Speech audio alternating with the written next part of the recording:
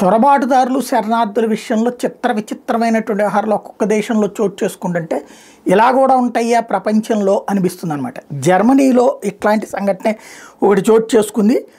15 సంవత్సరాల అమ్మాయి, జర్మనీ అమ్మాయిని అత్యాచారం చేసినటువంటి వాళ్ళు ఈ ఇస్లామిక్ దేశాల నుంచి వచ్చినటువంటి చొరబాటుదారులు, అక్కడ శరణార్థులుగా బ్రతుకుతున్నటువంటి వాళ్ళు 15 సంవత్సరాల అమ్మాయిని అత్యాచారం చేశారు.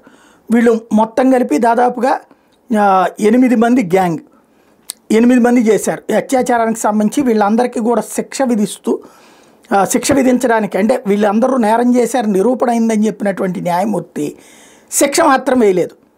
ఎందుకయ్యా అంటే ఈ 8 మంది కూడా హోమ్ సిక్ అయ్యారట. అంటే సొంత ఊరి నుంచి రావడం వలన ఆ కక్షతో ఈ పని చేశారు తప్పించి నిజమైన అత్యాచార ఉద్దేశంతో చేయలేదంటూ వాళ్ళకి శిక్ష వేయలేదట. ఇది పరిస్థితి. దీన్ని చూసి ఏమనాలో అర్థం కాని పరిస్థితి.